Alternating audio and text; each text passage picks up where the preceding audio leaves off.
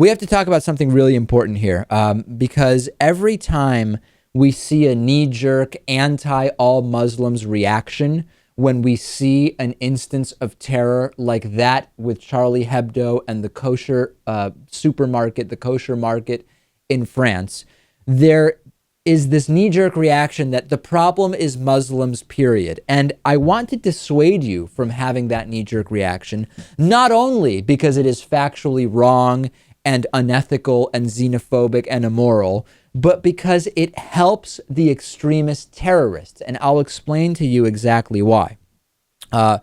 Extremist terrorists of all kinds, and this applies to Muslims, this applies to Christians, this applies to all extremist terrorists that are based in religion. They want the general population to hate all of their religion. In this particular case, we're talking about Islam. The terrorists want their entire religion to be branded as backwards and medieval and oppressive to women and oppressive to LGBT people and whoever doesn't fit in, because this us versus them dichotomy that's created will actually drive more Muslims to become people who sympathize with the extremists. Because if you can convince moderate Muslims or moderate Christians or whoever that, hey, the whole world is against you because of your religion, that is going to drive some portion of those moderate Muslims towards being radicalized. And we saw this when it came to going into Iraq after Osama bin Laden and Al-Qaeda attacked us on 9/11. And it created a whole group of people who said, wait a second, we weren't even responsible for these attacks. And they're coming in here and they're killing hundreds of thousands, tens of thousands, unclear how many civilians.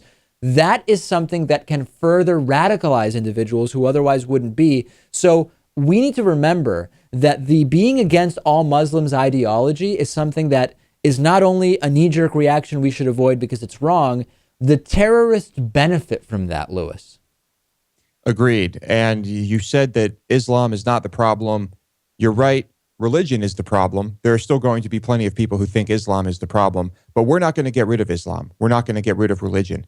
So we need to try and find a way to avoid this type of reaction and to avoid breeding hate. Absolutely. And when the moderates in the Christian religion or the Muslim faith, whatever, any religion, when they don't feel like any time the extremists in their religion committing an act of terror leads to a backlash against them, that makes them more likely to not sympathize in any way with those extreme factions and say, that has nothing to do with me.